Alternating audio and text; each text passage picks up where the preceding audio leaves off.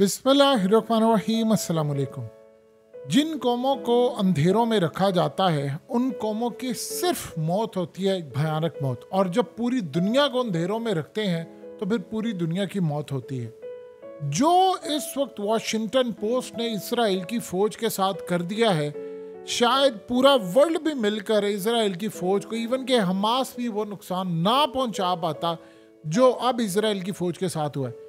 Washington post ने इतना बेहतरीन एनालिसिस, इंटेलिजेंस बेस और ये तमाम चीज़ों का तज्जिया करके पूरी रिपोर्ट शाया की है और कहा है कि इजराइल की फौज ने जो अल शिफा हॉस्पिटल के ऊपर बॉम्ब मारा था, तबाह किया था, उसके परखच्चे उड़ा दिए थे, वहाँ मरीज मर गए थे, वहाँ पर ऑक्सीजन ख़त्म, जो कुछ भी उन्होंने किया था, उन्होंने कहा था कि इसके नीचे टनल्स हैं और यहाँ से सुरंगें आगे जाती हैं और जाकर हमास के लोग इस्तेमाल करती हैं। वॉशिंगटन पोस्ट ने उस सारी सूरत हाल के टुकड़े टुकड़े कर दिए, परखच्चे उड़ा दिए और कहा कि सब झूठ है, इसमें से एक बात भी सच नहीं है। और इसराइल की फौज ने अब तक पूरे वर्ल्ड से तमाम लोगों से झूठ बोला है। और इस सारी सूरत हाल में जो चीज़ बड़ी क्लियर हो गई है वो ये पता चल गया है कि आज तक 75 सालों तक इजराइल आम लोगों को मारता रहा और उसको हमास के खातों में डालता रहा। और अब उन्होंने क्लियरली कर दिया है कि यहाँ पर कोई ऐसी सूरत हाल नहीं थी। उन्होंने कहा कि हम बताते हैं कि यहाँ पर इन्होंने जो कहा कि रूम्स जो थे वो कनेक्टेड थे, कि टनल एक पूरा नेटवर्क होता था। और इस सूरत हाल में इजराइल की फोर्सेस ने, हमने उनसे पूछा कि आप एविडेंस दिखाएं कि हमास ने यूज़ किया, उनके पास कोई एविडेंस नहीं था। और ना ही 5 हॉस्पिटल की बिल्डिंग के अंदर कोई ऐसी सूरत हाल थी कि टनल्स जाकर आगे नेटवर्क उनका मिलता, कोई एविडेंस नहीं था कि अस्पतालों के वार्ड्स इस्तेमाल हो रहे थे। और ये जितना कुछ इसराइल की फौज ने बताया है वो सब झूठ है। यानी उन्होंने साथ ये भी कह दिया कि इसराइल की फौज ने जितने लोग अस्पताल में मारे, मिसाइल मारे, सब मारा, ये टोटली उन्होंने आम लोगों को दिखाने के लिए और अपने लोगों को और फ़लस्तीनियों को मारने के लिए किया। सारा झूठ का पलंदा था। वहाँ पर कोई बंदा नहीं था हमास का, कोई ऐसी सूरत हाल नहीं थी। और ये सारे का सारा झूठ बेनकाब उन्होंने कर दिया। ये जो मनाजिर आपकी स्क्रीन पर चले, आपको याद होगा कि किस तरह अल शिफा हॉस्पिटल के अंदर उनकी फ़ौज का नुमाइंदा जाता और कहता हम आपको लाइव दिखाते हैं। और आपको याद है कि वो जिस तरह उसने वो लैपटॉप ओपन किया था, फिर उसके बाद वो हथियार वहाँ पर रख दिए थे, फिर बीबीसी की नुमाइंदा गई थी, वो सारी कहानी आपको पता चली, वो सारा कुछ बेनकाब हो गया। लेकिन जो सबसे ज़्यादा इजराइल को नुकसान हुआ है कि इंटरनेशनल सतह पर अगर इजराइल को 20-25% लोग भी सपोर्ट कर रहे थे या ममालिक, अब आज के बाद कोई भी इनकी बात पर यकीन नहीं करेगा। और आप अंदाज़ा कर रहे हैं कि इस वक्त सूरत हाल ये है कि इजराइल की जानिब से जब ये सारा मामला खुलकर सामने आया तो पूरी तरह चूँकि बेनकाब हो गए, इतना बड़ा इन्होंने स्टांस लिया हुआ था कि जी अल शिफा हॉस्पिटल में ये है वो है। और आपको याद होगा इन्होंने कितनी दफ़ा कहा बमबारी करने वाले निकल जाए यहाँ से। अब कहानी खुलकर सारी सामने आई है कि वो सारा झूठ था, वो सारा फ्रॉड था, उसमें कोई सच्चाई नहीं थी। और आज के बाद इजराइल की फौजें, उनका आर्मी चीफ जो भी बात कहेगा वो 100% झूठ होगी। दुनिया उसको तस्लीम करने को तैयार नहीं। अब आप सोचें ज़रा कि ये सूरत हाल हुई है तो नेतन्याहू आ गया है, अवाम को आकर कहता है कि असल में मैं आपको बता दूं, हमने हमास को नहीं छोड़ना, ना हम ये जंग बंद करेंगे, जो मर्जी हो जाए इस जंग को जारी रखेंगे। मैं क्लियरली आज आपको कर देना चाहता हूँ कि जो अगर कोई ये सोच रहा है कि हम इस जंग को बंद करेंगे, रोकेंगे, वो बड़ी गलत फहमी का शिकार है। ना तो ये जंग बंद होगी, ना लोग पीछे हटेंगे। हमारे जब तक गोल अचीव नहीं हो पाते हम इस जंग को ख़त्म नहीं करेंगे। यानी उसने क्लियरली ये बात कह दी है कि तीसरी जंग अज़ीम अगर छिड़ती है छिड़ जाए, अमेरिका की तबाही होती है हो जाए, वर्ल्ड की तबाही होती है हो जाए, मुस्लिम फोर्सेस हमारे ऊपर चढ़ दौड़े, हमने लोगों को मारना है, जो मर्जी करना है, हम ये जंग ख़त्म नहीं करेंगे।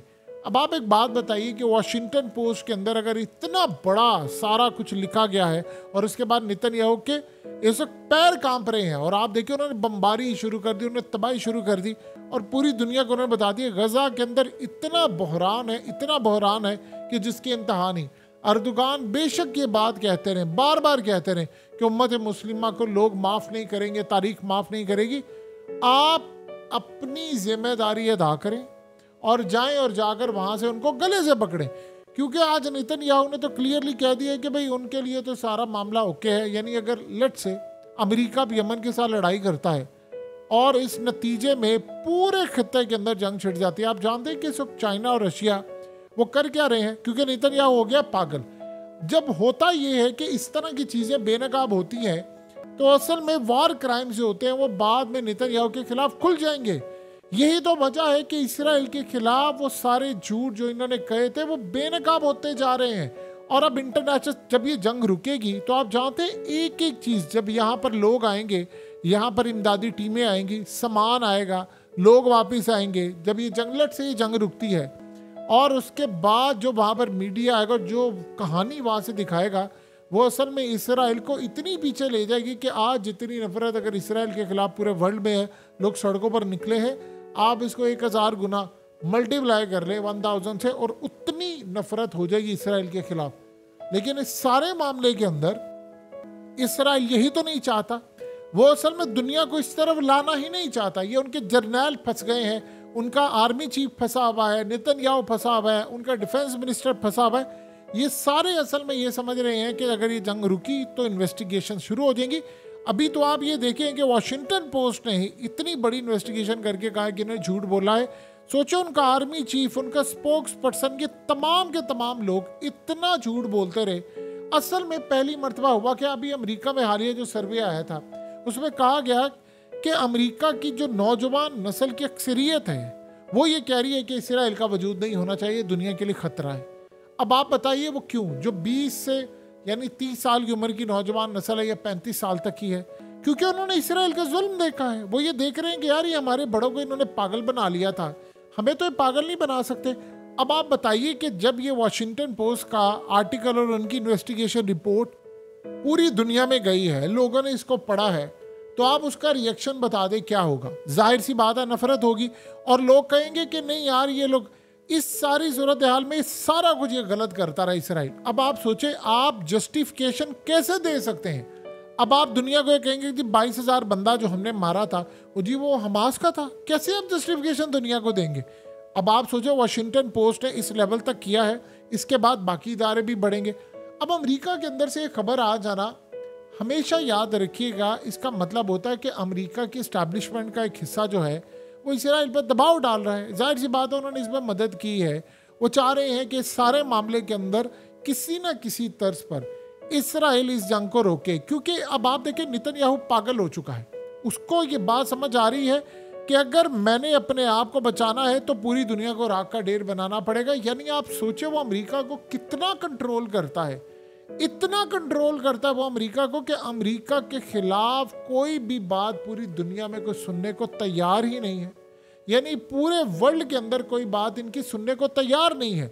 आप सोचो उन्होंने अमेरिका को कहा कि तुमने जंग करनी है तो करनी है। पहले सारे अमेरिकी आकर कह रहे थे नहीं हमने जंग नहीं करनी, नेतन्याहू आ रहा है, कभी कोई आ रहा है, वो सारे आकर इसको समझा रहे हैं। वो कहता मैंने करनी है जंग। अब असल में उन्होंने कहा कि असल में इस तरह हम दबाव डालेंगे। आप सोचे कि इसराइल के अंदर से दबाव है, उनकी इकॉनमी खराब हो रही है, उनके बिजनेस कम्युनिटी, आम लोग सारे दबाव डाल रहे हैं। लेकिन वो पागल शख्स, जुनूनी पागल, जब लोग छोटे जो लोग होते हैं, याद रखिएगा ये जो एवरेज और पागल जुनूनी लोग होते हैं, जब ये किसी बड़े ओहदे पर पहुंच जाते हैं तो पागल हो जाते हैं। इनको समझ नहीं आती कि हमने करना क्या है। इसराइल का तो दिमाग बिल्कुल इस वक्त खराब हो चुका है। लेकिन बाकी ममालिक का तो ठीक है ना। आज यमन ने ऐलान कर दिया है, उन्होंने क्लियरली कहा है मिडिल ईस्ट में, मिडिल ईस्ट के बाहर जिस भी मुल्क ने अमेरिका का साथ दिया और जो हम पर हमलावर होने के लिए आया, हमने उनके जहाज़ों को तो छोड़ना नहीं है। जहां जहां हमें मौका मिलेगा हम उनको नुकसान पहुंचाएंगे और ये जंगे उनके घरों तक जानी है। अब आप बताइए अमेरिका से कोई ये पूछे कि इतना बताओ यूक्रेन की जंग का क्या बना है, उसको ये अबैंडन करने जा रहे हैं महीने के बाद, जिस तरह अफगानिस्तान को किया था। दुनिया को पूछती नहीं है। पूरे का पूरा अमेरिका का निज़ाम जकड़ा हुआ और इसराइल के आगे मातहत है। आप बताएं कि अगर इसराइल का कोई सदर या कुछ बात कहे तो क्या वो हरफ आखिर हो जाता है? अमेरिका के सदर की कोई औकात नहीं, उनके आर्मी चीफ की कोई औकात नहीं। अगर इसराइल का हुक्म आ गया, यही तो बात है 75 साल से अमेरिका करता आ रहा है असल में उन्होंने इतने मफादात उनके हैं, और उसके अलावा वीडियोस उनकी बने हैं बड़े बड़े लोगों की, न जाने क्या कुछ है उनका बना हुआ सेनेट के अंदर, या उनके ख़ास तौर पर जो पार्लियामेंट है वहाँ पर वो चीज़ें भेजते हैं। आप उसका अंदाज़ा नहीं कर सकते कि किस लेवल पर इन्होंने पूरी दुनिया को पागल बनाया। अब इस सूरत हाल में वो साथ कोशिश करें। देखिए, अगर ये जंग एक दफ़ा रुक जाती है तो आप जानते हैं क्या होगा, यहाँ बहुत सारी टीमें आएंगी इन्वेस्टिगेशन करने। यही तो वजह है कि अगर आप सोचें, एक बड़ी अजीबोगरीब बात कि जंग वक्ती तौर पर भी रुकती है तब भी मीडिया को जाने की इजाज़त नहीं होती। मिसाल के तौर पर आज इन्होंने ट्रंप की बेटी को बुलाया, इवांका ट्रंप को, और उसको दिखा रहे हैं कि देखो हमास ने ये नुकसान किया है, हमारा नुकसान किया, हमारे लोगों का नुकसान किया, हमें बहुत ज़्यादा तकलीफ दी है। आप सोचिए ज़रा कि क्या गज़ा के अंदर भी जाकर आप लोगों को दिखाएंगे कि आपने 22-23 हज़ार बंदा मारा, वहाँ पर भी जाकर आप किसी को भेजेंगे? नहीं। इवांका ट्रंप को बुलाया ताकि हम दुनिया को बता सके। असल में हुआ ये है, इनके खिलाफ बहुत ज़्यादा मीडिया पर गुफ्तगू हो रही है, पूरे वर्ल्ड में लोग इनके खिलाफ है, मीडिया इनके खिलाफ है, इनका जो हक में था मीडिया वो अब इनके खिलाफ है। तो फिर मामला क्या होता है? फिर इनके पास ऑप्शन ही बचती, ये अपने हमनवाओं को बुलाते हैं ताकि हम दुनिया को बता सके हमारा नुकसान क्या है। ये चूरन नहीं बिकने वाला, ये दुनिया के अंदर ये चूरन नहीं बिकने वाला। आपको ये जो अगले 2-4 साल हैं पूरी दुनिया में बड़ी तबाही और जंगों के साल है। आपने अगर गौर किया हो तो 2020 के बाद से दुनिया तकरीबन हालत जंग में ही है, या अगर हम ये कहें कि पिछले अगर 25, 30 या 40 साल से दुनिया हालत जंग में है। आप इस सोवियत यूनियन से शुरू हो जाए, वियतनाम से शुरू हो जाए, फिर अफगानिस्तान से शुरू हो जाए, इराक, शाम, लिबिया, अब इधर शुरू हो जाए, और करते करते यूक्रेन, फिर उसके बाद यमन की जंग, फिर उसके बाद अब आप देख लें कि अब इसराइल की जंग, फिर उसके बाद इन्होंने चाइना, और जो सबसे बड़ी जंग तैयार बैठी हुई है उसका तो शायद हम लोगों को अंदाज़ा भी नहीं है, वो इंडिया और पाकिस्तान की जंग है। इंडिया ने सवाल ही पैदा नहीं होता कि पाकिस्तान को तनहा छोड़ दे, उन्होंने हमला करना ही करना है।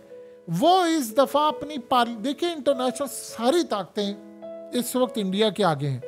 जो ताकत इंडिया के आगे नहीं है वो भी उसके आगे झुकी हुई है, उसकी पावर इतनी है। और मोदी प्रॉमिस करके बैठा हुआ है कि ये जो इलेक्शन है, पिछली दफ़ा का इलेक्शन था, उसने कहा था कि मैंने कश्मीर की वो हैसियत ख़त्म करनी है। ये असल में 2014 से उन्होंने प्लान ये किया था। वैसे तो 1970 से और उसके बाद से तंजीमें मुख्तलिफ करती रही, 90 की दहाई से फिर उन्होंने असल काम शुरू किया। बाबरी मस्जिद से लेकर फिर अब आए, उन्होंने कहा था हम आपको कश्मीर का स्टेटस बदल के देंगे, इसको अपने साथ मिलाएंगे।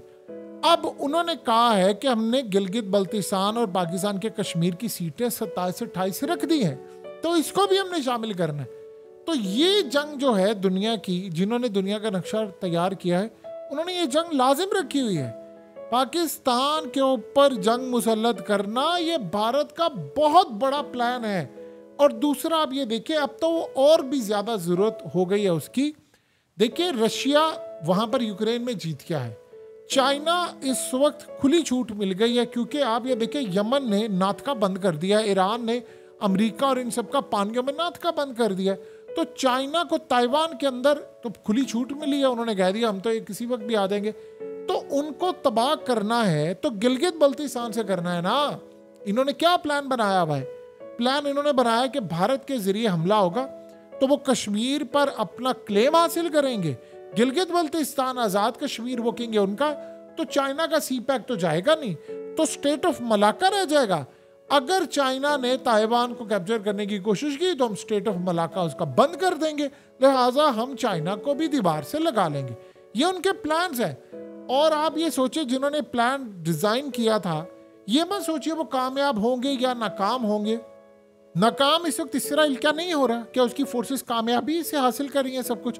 नाकामी तो है, लेकिन आप उनकी नाकामी में एक अजीबोगरीब चीज़ भी देखेंगे। उनकी नाकामी के अंदर ये सूरत हाल भी आपको नज़र आ रही है कि पूरे वर्ल्ड का नुकसान हो रहा है। यानी अब ये जंग जो बढ़ती है, तेल की कीमतें उसके बाद आप देखिए कहाँ पर जाएंगी। पूरी दुनिया का नुकसान है, मुसलमानों का नुकसान है, और मुसलमानों के हाथों कितना सब कुछ तबाही का शिकार हो सकता था दुनिया का पूरा ऑर्डर, जितना इसराइल के हाथों हो रहा है। इन्होंने तो प्रोपेगेंडा किया। तो बताइए कि इस वक्त क्या सूरत हाल है। मुस्लिम फोर्सेस कोई नहीं जा रही मदद करने के लिए, गजा के अंदर कोई जा ही नहीं रहा। एर्दोगान भी बार बार कह रहे हैं लेकिन वो खुद भी नहीं जा रहे। तो इन्होंने पूरा देखा है कि एक जगह, अब इसराइल ने देखा कि भाई मैं जीत नहीं रहा। अगर इसराइल जीत रहा होता कभी यमन के साथ अमेरिका को ना कहते जंग का। अब ये जब हो जाएगी तो उसके बाद वो मजीद करेंगे कि पाकिस्तान को इंडिया के साथ, क्योंकि वो कहते हैं कि इंडिया डोमिनेट करेगा, लिहाजा पूरी दुनिया उसके साथ होगी, हम चाइना को काउंटर करेंगे। फिर उसके बाद वो देखेंगे कि चाइना को भी हमने मैनेज करना है। तो दुनिया के अंदर जंगे ही जंगे हैं, तबाही तबाही है।